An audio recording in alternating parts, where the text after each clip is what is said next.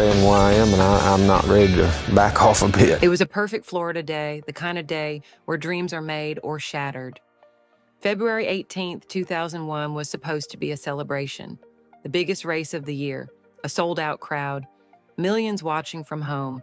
For Dale Earnhardt, this was more than a race. It was the stage where he shaped his legend.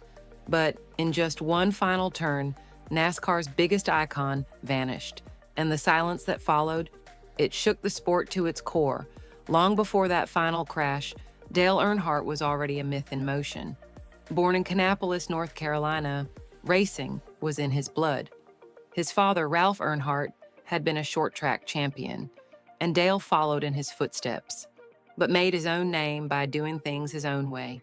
He didn't have polished manners. He didn't flash a perfect smile. He wasn't here to charm anyone. He was here to win. With a deep Southern drawl and a stare that could cut through steel, Earnhardt became the face of aggressive, high-risk racing. His black number 3 car, simple, menacing, unforgettable, was a blur of speed and swagger. He wasn't just talented, he was relentless, and fans loved him for it. He won 7 Winston Cup Series championships, tying Richard Petty for the all-time record. But it wasn't just the wins, it was how he won. He made rivals nervous. He'd slide into a corner with just enough space to rattle you. If he saw fear, he took advantage of it. That style earned him the nickname the Intimidator, and he wore it like armor. Off the track, he was more complex, private, quiet, loyal to a fault. But when it came to safety, he wasn't interested. He once said, if you were afraid of crashing, you had no business racing. He hated the idea of head restraints, thought they were awkward and unnecessary. And in that attitude, bold, confident, maybe a little stubborn, was a seed of tragedy waiting to grow. The Daytona buildup. The 2001 Daytona 500 felt different. For one, Dale Earnhardt was both a driver and a team owner. His company, Dale Earnhardt Inc., was fielding cars for his son, Dale Jr., and for longtime friend Michael Waltrip. The goal wasn't just to win, but to dominate. He had nothing to prove, and everything to protect. During speed weeks leading up to the race, Earnhardt was calm and focused. In interviews, he smiled more than usual. He spoke proudly about his team. He even predicted great things, not for himself, but for Waltrip and Jr. That confidence wasn't cocky, it was fatherly. Earnhardt was planning a storybook ending, one where his drivers finished 1, 2, 3. And when the green flag waved, everything was going according to plan. He ran strong all day, battled for position, blocked competitors, and as the laps wound down, it looked like magic. Waltrip was leading. Junior was second. Dale Sr. was in third, holding off the field like a gatekeeper. What people didn't realize was that Dale wasn't racing for the win. He was playing defense, protecting the top 2 spots so his boys could take the glory. And then the plan unraveled. The final lap. With just 1 lap to go, everything looked under control. But at speeds over 180 miles per hour, control is always an illusion. Coming out of turn 4, Sterling Marlin made a move, just a small bump. Dale's car shifted ever so slightly. Then, out of nowhere, Ken Schrader's car made contact. The number 3 shot up the track and hit the outside wall head-on. To the fans, it looked routine. Earnhardt had walked away from far worse. There was no smoke, no flames, no twisted wreckage. But what nobody could see, what no camera could show, was the violence inside that car. The sudden stop, the angle of the impact, the lack of modern restraints, it all added up to disaster. Dale suffered a fatal basilar skull fracture, the kind of injury that offers no second chance. When Schrader got out of his car and ran to check on Dale, he didn't see motion, no signs of life.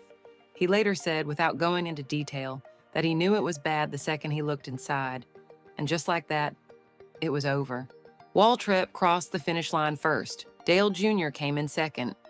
They celebrated briefly before word began to spread. In the infield care center, doctors worked quickly. But by 5:16 p.m., Dale Earnhardt was officially gone. The victory lane celebration faded into disbelief. The seatbelt controversy. In the days after the crash, fans were in shock. NASCAR was in crisis, and the questions came fast. Why did he die from what looked like a minor wreck? Why wasn't he wearing the latest safety gear? And what really failed inside that car? NASCAR said the seatbelt broke, that the lap belt tore during the crash, allowing Dale to lurch forward and suffer the fatal injury. It was a simple explanation, but it didn't sit right with everyone. The company that made the belts, Simpson Performance, denied it immediately. Their founder, Bill Simpson, said the belt had been cut after the crash, not broken during it. He suggested NASCAR was looking for a scapegoat. Others said the real problem wasn't the belt, it was the lack of a HANS device, a head and neck support that could have saved Dale's life. Earnhardt had flat out refused to wear one, calling it uncomfortable. Some said he joked about it. Others claimed he saw it as a weakness. In private, a few drivers admitted they avoided it because Dale did. The controversy exploded. NASCAR stood by its seatbelt theory. Simpson received threats. The media picked sides. And quietly, other drivers began requesting new safety gear. In one crash, the unshakable belief that toughness is enough collapsed under its own weight.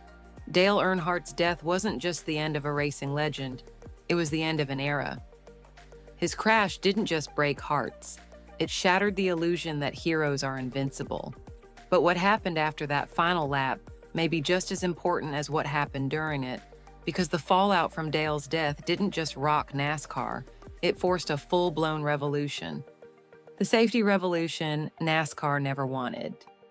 Before 2001, safety in NASCAR was frankly inconsistent. Sure, drivers wore helmets and seatbelts, cars had roll cages, but beyond that, safety upgrades were often treated like optional add-ons, things you used if you wanted, not if you had to. Dale Earnhardt's crash forced NASCAR to face the truth. The old ways weren't enough anymore. In the weeks after the crash, the racing world saw something it had never seen before: drivers demanding change.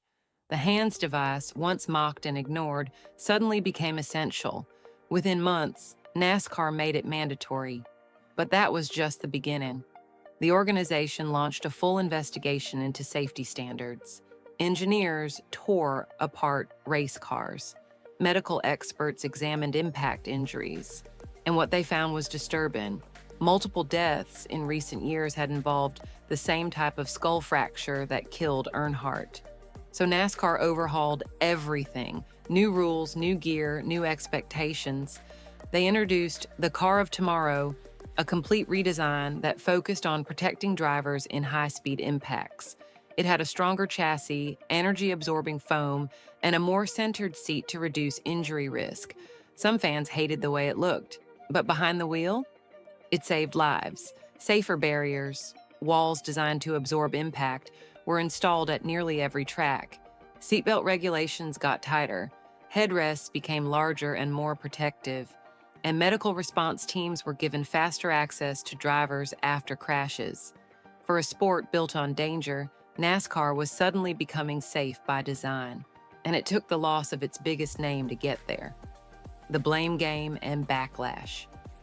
But while NASCAR was trying to move forward, others were still stuck in the crash. The public wanted answers, and not everyone agreed on where to point the finger. Sterling Marlin, the driver who tapped Earnhardt's car just before the wreck, became a lightning rod for fan anger. His mailbox filled with hate mail.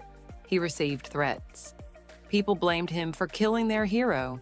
It didn't matter that the contact was minor. It didn't matter that racing at those speeds always involves close calls. For some fans, Marlin was the villain in their tragedy. He held a press conference days later, visibly shaken. He explained the tap was unintentional, that no one, especially not him, wanted Earnhardt gone. And while some fans calmed down, the hate didn't vanish. Bill Simpson, the founder of Simpson Performance Products, got hit even harder. NASCAR's claim that the seatbelt failed sent shockwaves through the industry. And Simpson, he took it personally. He felt his life's work was being blamed for a death that wasn't his fault. So he fought back, publicly. He showed evidence, gave interviews, and eventually resigned from the company he built. The stress and threats became too much. Then there was the press. Tabloids wanted the full story. Photographers tried to access hospital records, autopsy images, anything that could make headlines. And that's when Teresa Earnhardt stepped in. A widow's battle. Teresa Earnhardt was always a private person. She'd been married to Dale since 1982, and they kept their personal life out of the spotlight. But now, with her husband gone, she had to step into the fire. News outlets began filing requests to see Dale's autopsy photos. Florida law at the time allowed public access. The justification? Public interest. But Teresa wasn't having it. She filed lawsuits to block the release of the images. She said no family should have to relive a loved one's death for public curiosity. And she wasn't alone. Fans, drivers, and even lawmakers rallied behind her. Her efforts led to a new Florida law called the Earnhardt Family Protection Act. It blocked public access to autopsy photos without a court order. It was a rare moment of unity, proof that even in grief, some lines shouldn't be crossed. Behind the scenes, Teresa also had to lead Dale Earnhardt Incorporated, the company her husband left behind. It was a heavy burden. She had to manage sponsorships, racing contracts, and public relations, all while grieving the man she loved. Some people criticized her, said she made decisions Dale wouldn't have, that she was too controlling, but others said she was just doing what had to be done because someone had to protect Dale's name, and she did. Dale Jr.'s burden. No one carried the weight of Dale's death more than his son. Dale Earnhardt Jr. was already a rising star when his father died, but suddenly he wasn't just a driver. He was a symbol, a legacy. The pressure was unbearable. Fans expected him to pick up where his father left off, to win, to lead, to make them feel like Dale Sr. was still there. But Dale Jr. was grieving. He admitted years later that he felt lost, that he didn't know who he was without his father guiding him. That returning to Daytona felt like walking into a nightmare. Still, he showed up. He raced. He won. In July of that same year, just 5 months after the crash, Dale Jr. returned to Daytona and won the Pepsi 400. The crowd erupted. Grown men wept. Even Dale Jr. couldn't believe it. He said it felt like his father was with him that night. But the emotional toll didn't go away. He struggled with anxiety, with expectations, with the constant comparison to a man no one could truly replace. Over time, he forged his own path. He spoke more openly, advocated for safety, and built a brand that honored his father without living in his shadow. Dale Jr. didn't just carry the name, he carried the pain and somehow turned it into purpose. A legacy that saved lives. It's easy to remember Dale Earnhardt for the crash, but that would be missing the point. What really defined his legacy wasn't the wreck, it was everything that came after. The rules that changed, the equipment that improved, the drivers who walked away from wrecks that once would have ended their lives. Every time a driver gets out of a mangled car and waves to the crowd, that's Dale's legacy. His death sparked a revolution in safety, not just in NASCAR, but across motorsports. Head restraints became mandatory.